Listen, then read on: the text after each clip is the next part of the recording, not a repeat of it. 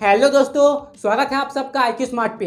जब बात आती है इन्वेस्टमेंट की, जहां आपका पैसा दुगना हो सकता है, 5 गुना हो सकता है, 10 गुना हो सकता है, या तक कि 100 गुना तक हो सकता है, तो स्टॉक मार्केट में इन्वेस्ट करना काफ़ी अट्रैक्टिव लगता है। लेकिन जब भी लोग as a beginner stock market में एंटर करते हैं, हाँ, तो उन्हें इस बात की कन्फ्यूजन तो होती ही होती है। अरे यार, स्टॉक मार्केट में तो 5,000 से ज़्यादा कंपनी लिस्टेड है, इन्वेस्ट करूँ तो करूँ किसमें? अगर मैंने मिस्टेक से गलत कंपनी में इन्वेस्ट कर दिया और मेरा सारा पैसा डूब गया तो तब क्या होगा? रब्बा रब्बा। अगर आपको भी सेम यही चीज में कंफ्यूजन है तो दोस्तों मैं आपको बता दूं कि आप बिल्कुल सही वीडियो में आए हैं, क्योंकि इस वीडियो में मैं आपको ये बताऊंगा कि आपको कैसे लॉन्ग टर्म के लिए स्टॉक पिक करना है, जहां पे इन्वेस्ट करने से ना तो आपका पैसा डूबेगा और लंबे समय में आपके लिए वेल्थ भी जनरेट होगा, यानी कि आपको बहुत ही आकर्षक रिटर्न मिलेंगे। हाँ, तो फिर दोस्तों देरी किस बात की, आइए शुरू करते हैं। तो किसी भी स्टॉक को पिक करने से पहले आपको उस कंपनी के बारे में अच्छे से एनालिसिस करनी होती है और ये देखना होता है कि क्या आगे चल के वो कंपनी आपको अच्छे खासे रिटर्न दे सकता है, और ये सब आपको खुद से करना ही पड़ेगा। अब हो सकता है कि आप ये बोलो, अरे यार, मैं तो स्टॉक मार्केट में बिगनर हूँ, मुझे तो इसका ABCD भी नहीं पता, कैसे रिसर्च किया जाता है, कंपनी की एनालिसिस कैसे की जाती है, मुझे तो कुछ नहीं पता, क्या करूँ? तो दोस्तों आप चिंता बिल्कुल मत करिए, मैं इस वीडियो में आपको इस तरह से समझाने की कोशिश करूंगा कि अगर कोई 6 क्लास का बच्चा भी है ना, तो उसे भी अच्छे से सब कुछ क्लियरली समझ में आ जाए। और देखिए, आप जिस भी कंपनी में इन्वेस्ट कर रहे हैं ना, तो सबसे पहले आपको ये समझना होगा कि वो कंपनी का बिजनेस क्या है, वो कंपनी करती क्या है। आपको उस कंपनी के बिजनेस को समझने की जरूरत है। और ऐसा मैं नहीं कह रहा हूँ, ये बात दुनिया के महान इन्वेस्टर वॉरेन बफेट ने कही है कि अगर आपको जिस भी कंपनी का बिजनेस समझ में नहीं आ रहा है तो आपको उसमें इन्वेस्ट नहीं करना चाहिए। आपको उन्हीं कंपनी में इन्वेस्ट करना चाहिए जिसके बिजनेस को आप समझ सकते हो, वो कंपनी क्या करती है आप इस बात को समझ सकते हो। अब आपके माइंड में शायद ये क्वेश्चन आ रहा होगा, मुझे तो बिजनेस एनालिसिस करने आता ही नहीं है, मुझे तो इसके लिए कोई एक्सपर्ट को बुलाना पड़ेगा। आपको कोई दरकार नहीं है किसी एक्सपर्ट को बुलाने के लिए, आप खुद ही एक्सपर्ट हो और आप खुद ही कर सकते हो। कैसे करोगे? ये देखो, किसी भी कंपनी के बिजनेस को समझने के लिए आपको सबसे पहले ये देखना है कि वो कंपनी का प्रोडक्ट क्या है, कौन सा प्रोडक्ट कंपनी मार्केट में सेल करके पैसा बना रही है। मैं आपको एग्जांपल से अच्छे से प्रैक्टिकली समझाता हूं। अभी मैं आपको जिन जिन प्रोडक्ट का नाम बताने वाला हूं ना, उसे आप घर में खुद ही यूज करते होंगे। आप देखना इस चीज को, क्लिनिक प्लस शैम्पू, इस शैम्पू को तो सबने यूज किया होगा, लड़के यूज करती है ना, लेकिन मैंने देखा है कि लड़के भी यूज कर लेते हैं। यार मैं खुद बचपन में मैंने भी यूज किया हुआ है, आपने भी किया होगा अगर आप लड़के हैं तो, लड़कियां तो करती ही हैं। फिर है क्लोजअप, क्लोजअप टूथपेस्ट तो आपने जरूर ही यूज किया होगा ना, मैंने तो की है, आपने भी किया होगा। फेयर एंड लवली क्रीम, इस क्रीम को ना लड़कियां बहुत यूज करती है, अधिकतर इसी क्रीम को यूज किया जाता है इंडिया में, और कभी कभार ना लड़के भी यूज कर लेते हैं। बचपन में यार मैंने भी इस क्रीम का यूज किया है। अगर आप लड़के हैं ना तो आपने भी किया होगा, पक्का किया होगा, झूठ मत बोलना। और अगला है हॉर्लिक्स, हॉर्लिक्स किसने नहीं पिया? आपने पिया है, मैंने पिया है, सब ने पिया है। फिर है किसान जैम, किसान जैम तो दोस्तों मुझे बहुत अच्छा लगता है, किसान का जैम, किसान का सॉस मैं कंज्यूम करता हूँ, काफ़ी टेस्टी लगता है। फिर है Pond's cream, Pond's cream, Pond's powder, ये तो यूज़ किया होगा आपने, 100% आपने यूज़ किया होगा। फिर है आपका वैसलीन, वैसलीन ठंडे के दिन में ना सब यूज़ करते हैं, इसका ज़्यादा यूज़ लोग ठंडे के दिन में ही करते हैं। फिर है सर्फ एक्सेल, आप सर्फ एक्सेल साबुन से अपना कपड़ा धोते हैं ना, सच सच बोलिएगा, धोते होंगे। फिर है यप्पी नूडल्स, यप्पी नूडल्स मुझे बहुत अच्छा लगता है, ठीक है। आशीर्वाद आटा, क्लासमेट्स की नोटबुक, मैंने ना क्लासमेट्स की नोटबुक बहुत यूज़ की है, इनकी क्वालिटी जो अच्छी होती है। तो आपको पता है कि ये सब प्रोडक्ट किस किस कंपनी का है? अगर मैं यहाँ पे एक लाइन खींच दूँ यहाँ तक, तो ये सारे प्रोडक्ट बनाती है HUL कंपनी, ये सब HUL कंपनी के ब्रांड्स है। HUL मतलब क्या? Hindustan Unilever limited. हाँ, तो इनके प्रोडक्ट के बारे में जानने से और इनके प्रोडक्ट इस्तेमाल करने से हमें ये समझ में आ रहा है, हाँ, इनका बिजनेस क्या है मुझे समझ में आ गया। और क्या आपको ये लगता है कि आने वाले 20-30 सालों में, 50 सालों में लोग ये सब प्रोडक्ट का यूज़ करने ही वाले हैं? क्या ये सब चीज़ का यूज़ करना लोग छोड़ देंगे? बिल्कुल नहीं छोड़ेंगे। लोग 20 साल पहले भी इनका यूज़ कर रहे थे और आज भी कर रहे हैं और आगे भी करते रहेंगे।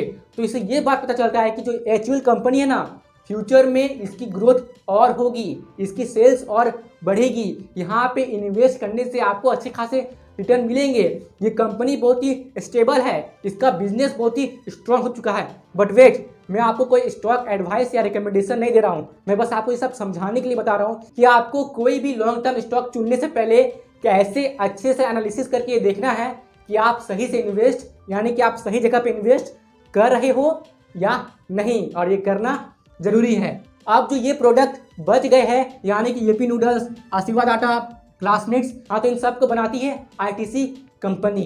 तो आपको आईटीसी कंपनी के बारे में भी पता चल रहा है कि ये कैसा बिजनेस कर रही है। और दोस्तों, इनके अलावा भी आईटीसी और भी चीज़ें बनाती है, तो उसके बारे में आप गूगल पे सर्च कर लेना अच्छे से। अब आपको अगली चीज़ करनी है स्टॉक पिक करने से पहले, वो है फंडामेंटल एनालिसिस।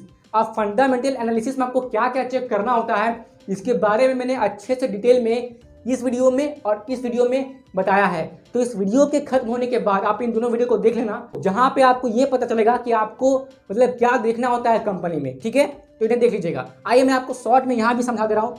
फंडामेंटल एनालिसिस में हम क्या करते हैं कि हम कंपनी की बैलेंस शीट को चेक करते हैं कि कंपनी के पास कितना संपत्ति है, कितना कर्जा है, क्या कंपनी मतलब फाइनेंशियली स्ट्रांग है, क्या कंपनी के पास फ्री कैश फ्लो है अपने बिजनेस को एक्सपैंड करने के लिए, क्या कंपनी का प्रॉफिट हो रहा है। यानी कि हम ढेर सारी ऐसे फाइनेंशियल रेशियोज चेक करते हैं और अच्छे से एनालिसिस करने के बाद हम ये पता लगाने की कोशिश करते हैं कि आने वाले 50 सालों में, 20 सालों में ये कंपनी टिका रहेगा, क्या इसका बिजनेस ग्रो होगा।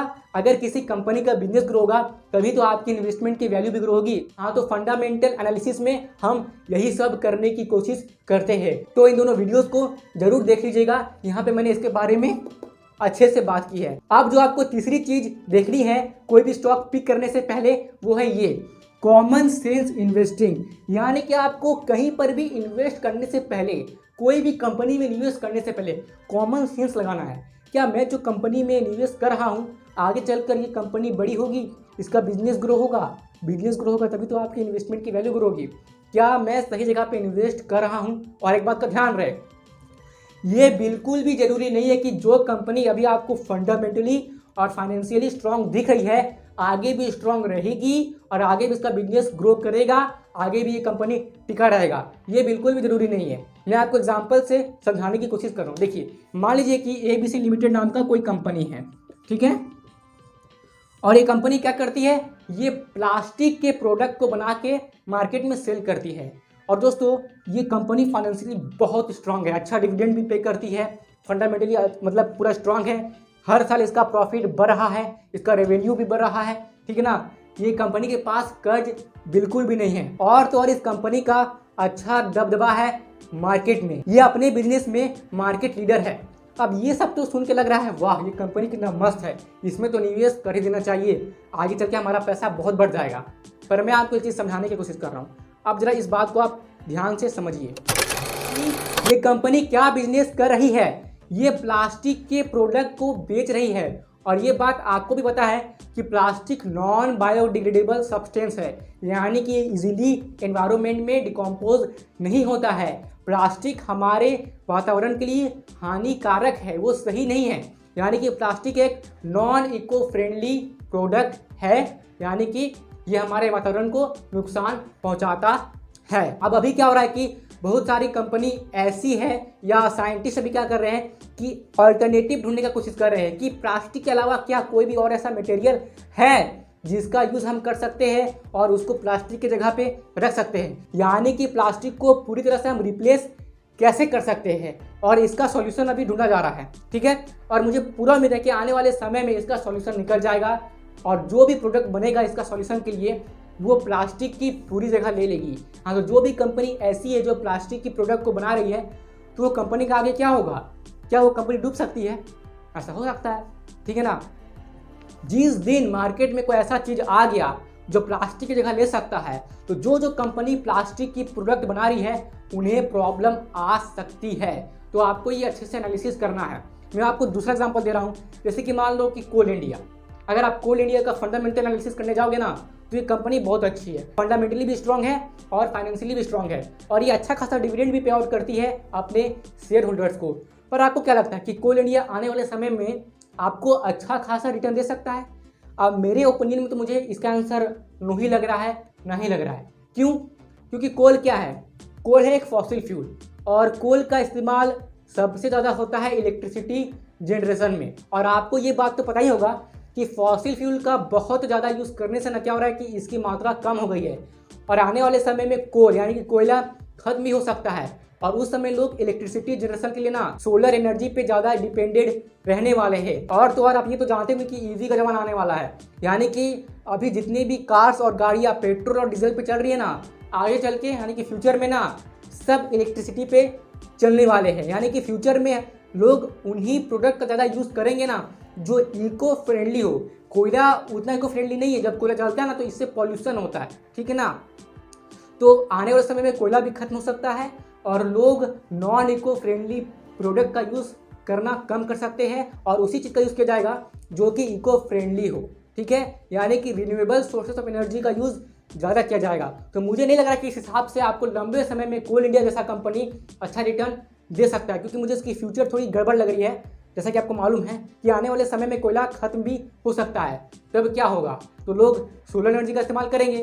तो अभी जो कंपनी सोलर एनर्जी पे काम कर रही है या इलेक्ट्रिसिटी जनरेशन करने के लिए कोयला का इस्तेमाल नहीं कर रही है और रिन्यूएबल सोर्सेस ऑफ एनर्जी का यूज़ करके बिजली बनाने की कोशिश कर रही है, तो आने वाले समय में ऐसी कंपनी की ग्रोथ बहुत ज़्यादा हो सकती है। जो कंपनी रोबोटिक्स पे काम कर रही है, जो कंपनी टेक्नोलॉजी पे काम कर रही है, जो कंपनी मेटावर्स पे काम कर रही है, तो ऐसी कंपनी की डिमांड और बिजनेस फ्यूचर में बहुत ज़्यादा बढ़ सकती है और ऐसी कंपनी आपको अच्छी खासी रिटर्न्स यानी कि मल्टी बैगर रिटर्न्स भी दे सकती है।